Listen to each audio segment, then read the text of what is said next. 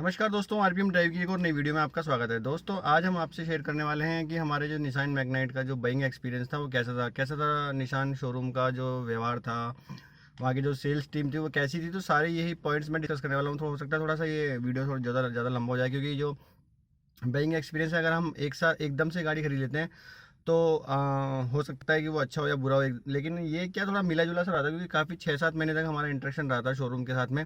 तो पूरी मैं आपको शुरू से लेकर एंड तक की कहानी बताऊंगा कि जयपुर में जो ये निसान का शोरूम है, रोशन निसान, ये कैसा बिहेव करता है और किस तरह के यहाँ पे सेल्स रिप्रेजेंटेटिव और किस किस तरह की मुझे परेशानी आई इन लोगों से डील करने में।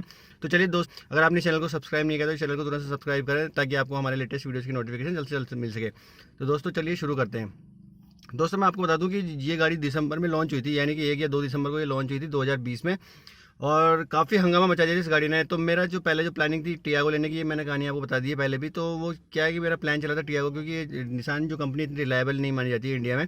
तो पहले मेरा इतना कुछ था नहीं इसका प्लान। लेकिन जब मैं टियागो लेने गया तो उन्होंने थोड़ा डिले बोला कि डिलीवरी डिले होगी। तो फिर मैंने सोचा कि यार ये गाड़ी देख लेते हैं, अगर ये पसंद आती तो ठीक है। तो फिर मैं इनके शोरूम पे गया, यानी कि 20 दिसंबर के आसपास की बात है दोस्तों। तो मैं वहाँ पे शोरूम पे गया तो काफ़ी भीड़ थी दोस्तों। सैटरडे या संडे का वक्त टाइम था, उस टाइम काफ़ी भीड़ लग रही थी इनके शोरूम पे। तो मैंने उनसे काफ़ी मतलब गाड़ी तो डिस्प्ले पे थी, लेकिन वो जो सेल्स पर्सन थे वो काफ़ी सारे मतलब बहुत सारे मतलब बिजी थे वो। मतलब हालांकि 3-4 सेल्स पर्सन थे, लेकिन वो काफ़ी बिजी थे, मतलब बहुत सारी भीड़ थी। तो उनको एंटरटेन करने के लिए वो लगे हुए थे, उनको बताने की जानकारी देने के लिए गाड़ी के बारे में। तो दोस्तों, मेरा जो फर्स्ट इंप्रेशन था इस गाड़ी को लेके, तो वो काफ़ी अच्छा था, मुझे काफ़ी अच्छी लगी है। बजट रेंज में गाड़ी थी, इन्होंने बहुत ही एग्रेसिव प्राइसिंग रखी थी, तो काफ़ी सारे लोग इसको देखने के लिए आ रहे थे।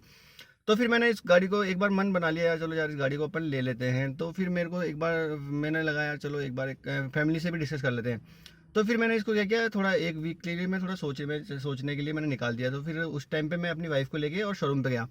तो वहाँ पे जाके मैंने इस गाड़ी को देखा, तो फिर वहाँ पे भीड़ थी। फिर मैंने गाड़ी दिखाई तो वाइफ को ही पसंद आ गई, और फिर ठीक है मैंने डिसाइड कर लिया कि चलो यार बुक तो कर ही देते हैं, फिर देखा जो भी होगा देखा जाएगा। लेकिन दोस्तों, जब एक्चुअली क्या है कि हमने जब इन लोगों को कहा कि भैया हमें इस गाड़ी की टेस्ट ड्राइव चाहिए, तो उस टाइम पे लोग टेस्ट ड्राइव देने में दिक्कत कर रहे थे। बोले नहीं साहब, अभी तो गाड़ी हमारे पास अवेलेबल नहीं है, अभी गाड़ी वहाँ पे खड़ी है, अभी यहाँ पे पुलिस वाले प्रॉब्लम कर रहे हैं, हम पुलिस वाले हमें परेशान कर रहे हैं, गाड़ी यहाँ पे भीड़ इकट्ठी कर रखी है आपने, हम गाड़ी जब्त कर लेंगे आपकी, ये है वो है। तो मैंने बोला चलो कोई बात नहीं यार, हो सकता है कि क्योंकि उस टाइम कोरोना का थोड़ा प्रॉब्लम चल रहा था, उस वक्त हो सकता है पुलिस वाले इनको परेशान कर रहे हो। लेकिन बात ये है दोस्तों, दूसरे शोरूम किसी भी गाड़ी पे इतनी कोई प्रॉब्लम नहीं थी, सारी टेस्ट ड्राइव वगैरह अवेलेबल थी। लेकिन निसान पे ये प्रॉब्लम अवेलेबल थी, पता नहीं क्या दिक्कत थी। मतलब मैं समझ नहीं पा रहा था इनका, ये गाड़ी को टेस्ट ड्राइव देने में मतलब ये थोड़ा हिचकिचा रहे थे, सर ये है ऐसा है वैसा है। तो मुझे लगा यार हो सकता है कुछ प्रॉब्लम हो, जेन्युइन हो। फिर मैंने चलो बुकिंग तो करवा दी, 11,000 रुपये दे के मैंने 27 दिसंबर को ये गाड़ी की बुकिंग करवा दी। अब दोस्तों उसके बाद में क्या हुआ कि मैंने इनको अप्रोच किया, मतलब कि भैया मेरे को टेस्ट ड्राइव दे दो, टेस्ट ड्राइव दे दो। तो इन्होंने कहा चलिए सर ठीक है, आप आ जाइए शोरूम पे। एक वीक बाद में मैं इनके शोरूम पे गया टेस्ट ड्राइव के लिए। तो फिर इन्होंने नाटक करना शुरू कर दिया कि सर अभी तो गाड़ी गई हुई है, ये है ऐसा है वो, अभी वहाँ पे कुछ प्रॉब्लम है, वहाँ पे लॉक है, वो वहाँ पे गाड़ी के वहाँ पे खड़ी है, स्टोर पे खड़ी है, यहाँ पे खड़ी है, अभी थोड़ा टाइम लगेगा। मैंने कहा यार तुमसे मैंने 3 बार बोल दिया इस गाड़ी की टेस्ट ड्राइव के लिए। और इवन जब गाड़ी की बुकिंग, जब आप लोग कस्टमर को तो जब आपकी गाड़ी की इतनी सारी बुकिंग सारी, तो आप लोग मतलब ये लोग इंटरेस्टेड ही नहीं थे किसी को टेस्ट ड्राइव करवाने में। गाड़ी खड़ी है आपके सामने, आप क्योंकि उनकी तो बुकिंग धड़ाधड़ हो रही थी उस टाइम पे, तो इनको इंटरेस्ट नहीं था काहे को हम टेस्ट ड्राइव दें जब हमारी गाड़ी की बुकिंग ऐसी हो रही है। तो इन लोगों ने कुछ भी एंटरटेन नहीं किया। फिर मैंने इनको बहुत दबाव बनाया, मतलब सर मेरे को तो टेस्ट ड्राइव लेनी है आज, चाहे आप कुछ भी कीजिए, मैं रुकने के लिए तैयार हूँ। तो भैया इन्होंने कोई चुपचाप से मेरे को किसी के साथ में भेजा, वहाँ पे गाड़ी खड़ी थी कहीं दूर इनकी, और इन लोगों ने मुझे केवल और केवल 1 किलोमीटर की टेस्ट ड्राइव दी, वो भी टर्बो इंजन की।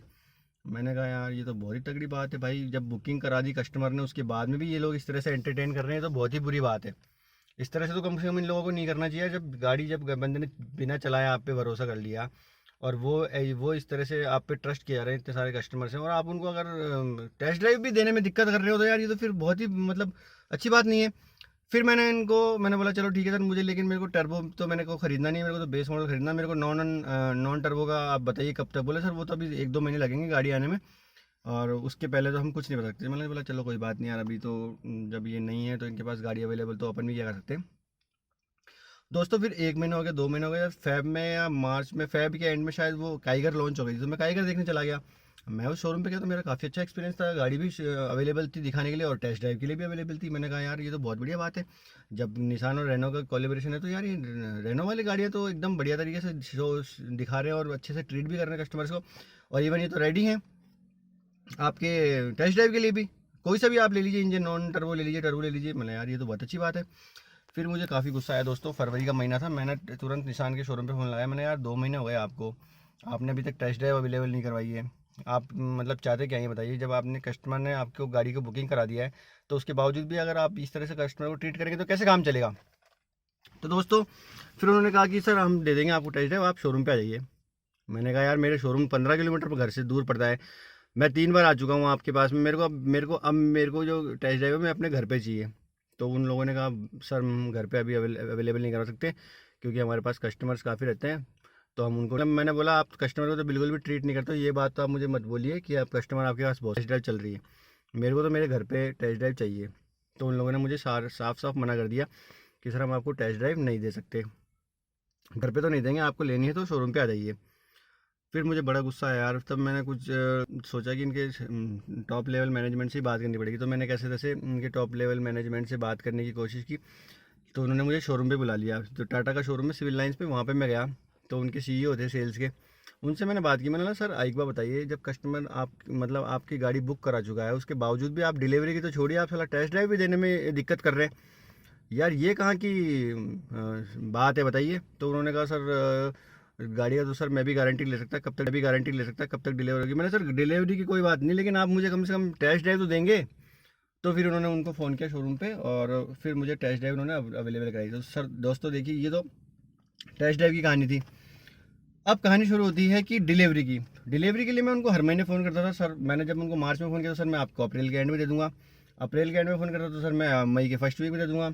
मई के फर्स्ट वीक में फ़ोन करता तो सर जून में मिलेगी, अभी तो गाड़ी डिले चल रही है। तो इस तरह से उनका उनका ये रवैया था, मतलब एग्जैक्ट डेट नहीं दे पा रहे थे। और शुरुआत में जब मैंने उनसे डिलीवरी डेट मांगी थी तो उन्होंने एक मेरे को बना के दे दिया, एक उस पर क्या बोलते हैं लेटर हेड पे उन्होंने प्रिंट करके, और आपकी जो डिलीवरी है वो आफ्टर जुलाई होगी। मैंने कहा यार आफ्टर जुलाई का क्या मतलब होता है, आफ्टर जुलाई का मतलब तो हो गया पूरी ज़िंदगी हो गई। आफ्टर जुलाई 2021 का मतलब हो गया अगस्त भी हो सकता है, सितंबर भी हो सकता है, नवंबर, दिसंबर, जनवरी, फरवरी, मार्च, अप्रैल, ये तो पता नहीं कब आप बताओगे मुझे। टेंटेटिव डेट दो यार, आफ्टर जुलाई का मतलब तो मतलब जुलाई से तो आप दे नहीं सकते, उसके बाद में आप डेट दे नहीं रहे।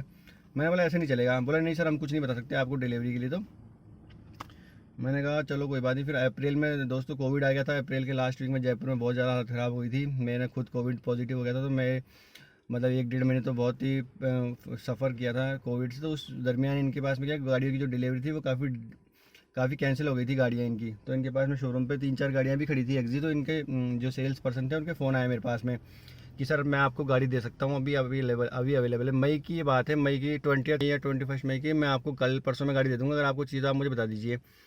मैंने बोला ठीक है बताओ सिल्वर चाहिए मुझे। तो बोले उन्होंने कहा सर अभी वाइट अवेलेबल है, वाइट मेरे पास 4 खड़ी हैं, आप देख लो तो मैं करवा दूंगा डिलीवरी। मैंने कहा यार जब मेरे को सिल्वर मैंने बुक कराई तो सिल्वर क्यों नहीं है।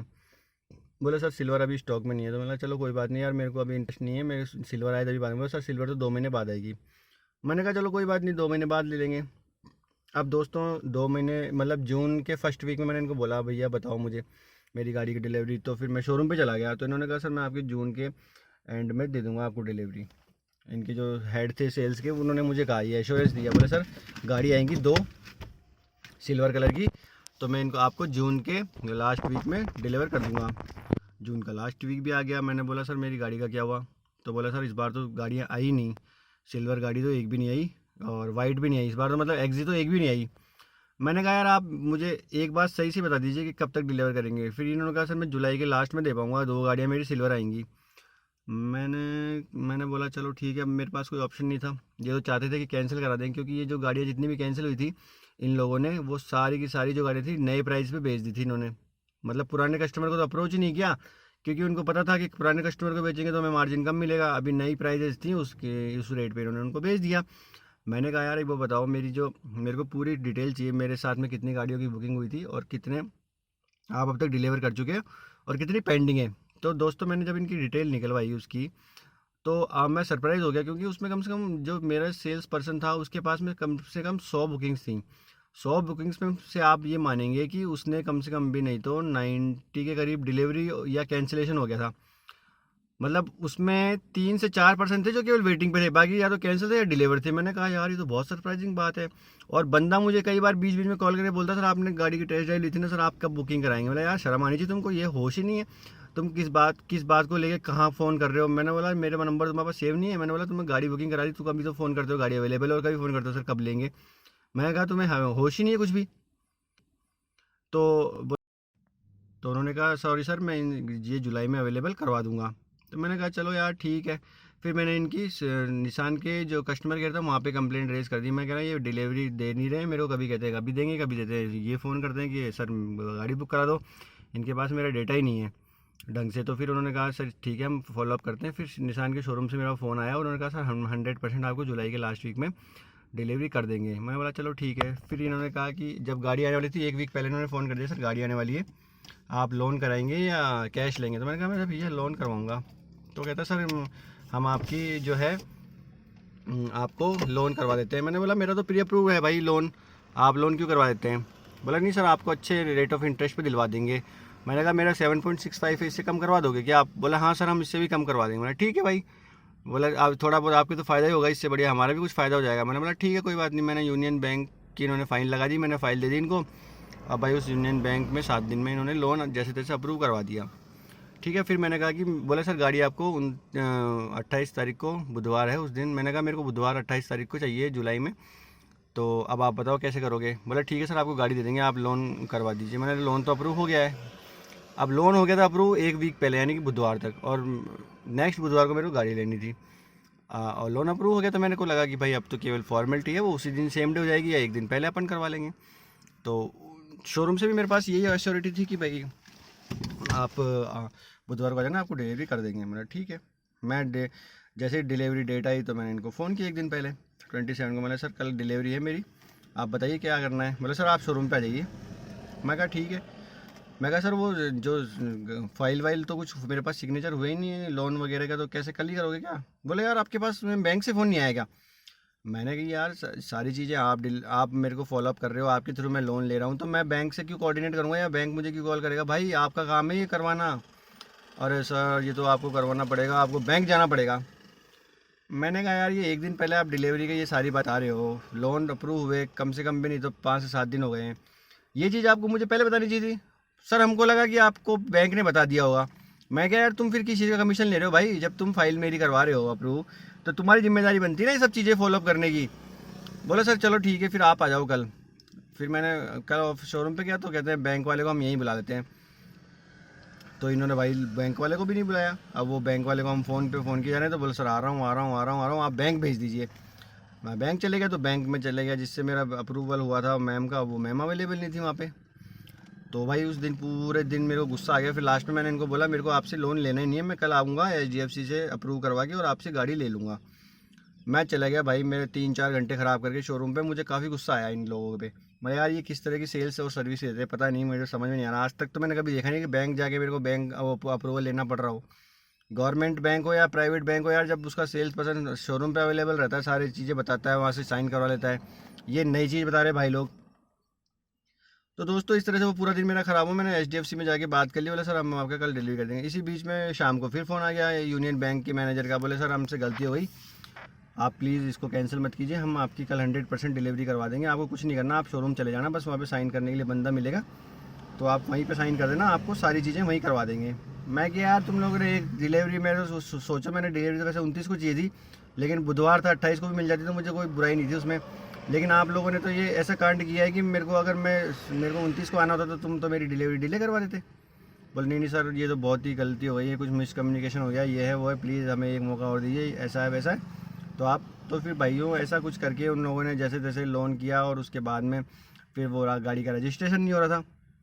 कह रहा सर ऑनलाइन रजिस्ट्रेशन ही नहीं हो रहा है, हम पैसे कर रहे हैं RTO में, रिसिप्ट ही नहीं आ रही, आपका नंबर ही नहीं आएगा, नंबर नहीं आया तब तक गाड़ी नहीं देंगे। मैं कि यार ये बहुत तगड़ा काम है तुम्हारा। बोला सर इसमें तो हम भी क्या कर सकते हैं, RTO ने मतलब गवर्नमेंट ने मना किया हुआ है बिना नंबर के आप गाड़ी नहीं दे सकते। मैं क्या यार तुम आप वो करवा दो ना यार, इसमें क्या दिक्कत है, टेम्प्रेरी नंबर दे दो। बहुत सर टेम्प्रेरी नंबर से भी नहीं हो पाएगा, ऐसे नाटक करते रहे दोस्तों। वो शाम के 5:30 बज गए। मैं क्या यार तो गाड़ी दे दो मेरा, या फिर मेरे को आज घर जाने दो, मेरा दिमाग हो चुका है ख़राब। फिर दोस्तों उन्होंने कैसे तैसे करके शाम तक कोशिश की, नहीं हो पाया वो रजिस्ट्रेशन। लेकिन फिर उन्होंने बोला सर गाड़ी कहीं लेके मत जाना, आप केवल घर मंदिर से घर ले जाना, फिर 1-2 दिन में नंबर आ जाएंगे तो मैं आपको नंबर दे दूँगा, फिर आप इसको चला लेना। तो दोस्तों इस तरह से उन लोगों ने मुझे, ये जो पूरा एक्सपीरियंस था काफ़ी मुझे तो अच्छा नहीं लगा दोस्तों, बिलो एवरेज लगा मुझे तो। और ये मतलब ऐसा नहीं होना चाहिए दोस्तों। किसी भी कस्टमर के लिए गाड़ी जो होती है वो काफ़ी मतलब वो उसका ड्रीम होता है, एक तो गाड़ी घर जो होता है वो उसका ड्रीम होता है, तो उसको अगर शुरू में एक्सपीरियंस ख़राब हो जाएगा तो वो काफ़ी बुरी चीज़ होती है दोस्तों। तो ऐसा करके मुझे फाइनली 29 तारीख को डिलीवरी मिली 5:30 पौने 6 बजे के आसपास दोस्तों। तो ये था मेरा ओवरऑल एक्सपीरियंस निशान शोरूम जयपुर। रोशन निशान के नाम से शोरूम है राजा पार्क में। अगर आपका भी कोई ऐसा शोरूम एक्सपीरियंस हो तो आप मुझे कमेंट सेक्शन में ज़रूर बताइएगा। तो मिलते हैं दोस्तों ऐसी किसी वीडियो में, तब तक के लिए बाय बाय, धन्यवाद।